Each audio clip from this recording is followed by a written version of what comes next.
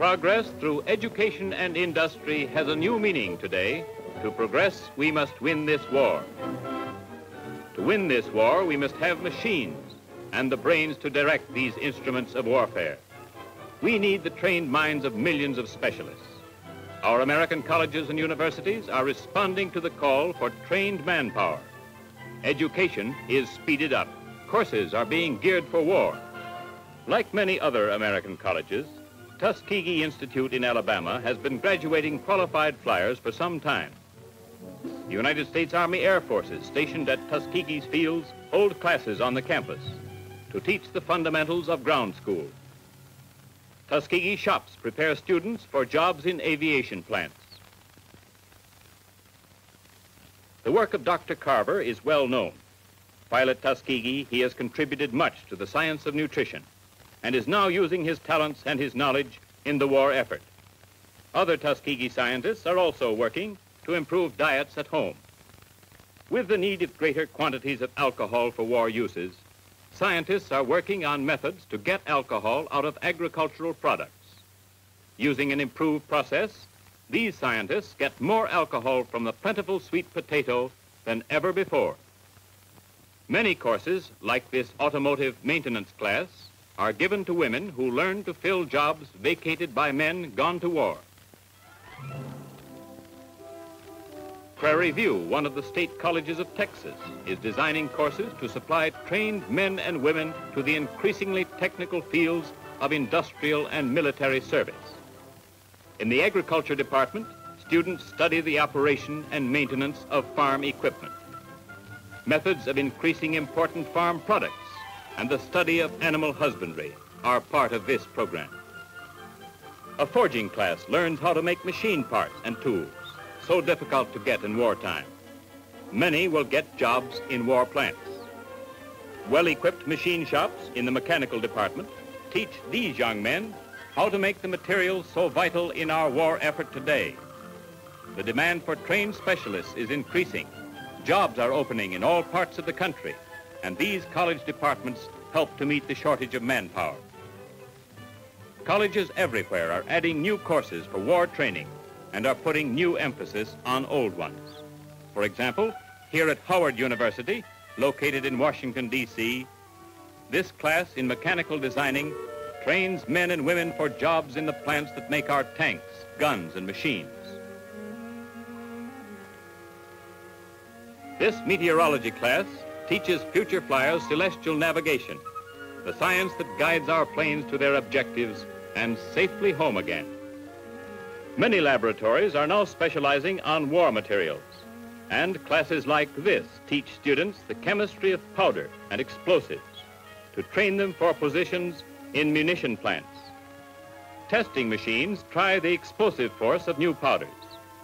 Howard University Medical School has speeded up training to furnish doctors and nurses for the fighting forces. One of the country's leading authorities on blood plasma shows students how to determine the gravity of plasma to be used in the war zones. In the College of Liberal Arts, this class studies the economics of war. Many graduates fill jobs in the accounting departments of war plants and government agencies. Hampton Institute, located on the banks of Hampton Roads, Virginia, is practically on a 24-hour basis, training hundreds of war workers.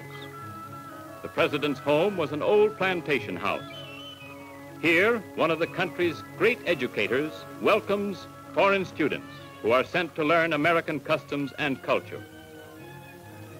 Students studying building construction and architecture built most of the buildings on Hampton campus.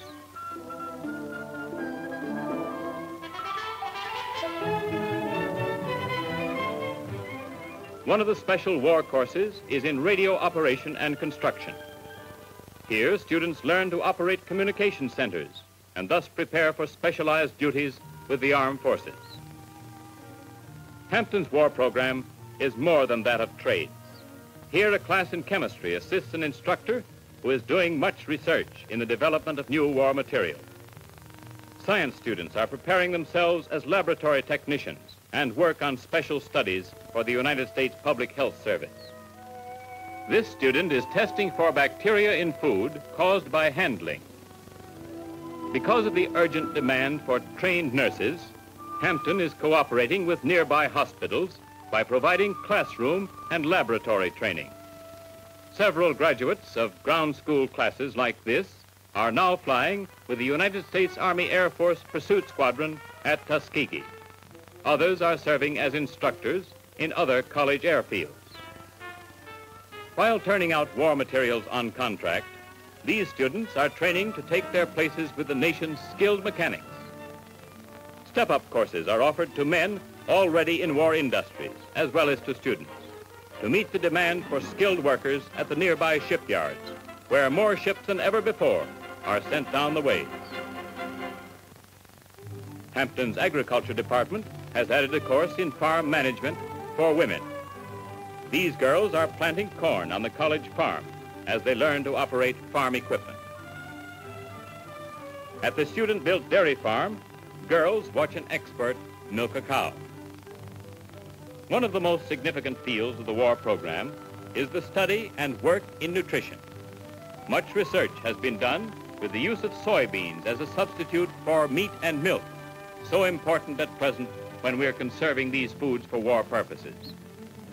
Since the war began, many radio programs have been sent over Hampton Station giving the results of research, ways to improve diets, to raise better crops, and how to do our part to win the war are broadcast to thousands of families within reach of this station. Students take a course in surveying and topography to aid them in Army training. The Institute Regiment has been in existence since 1868, when Hampton was founded. Cadet uniforms are made by students in the college tailoring classes. Many of Hampton's facilities are now being used by the armed forces. Selected men throughout the country are sent for training as Army motor mechanics. After the 3-month course, these men are usually sent back to their posts in charge of repair crews.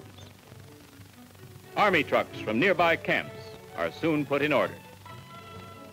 The first class in specialized training is now given in Hampton's engineering department for hundreds of men in the United States Navy.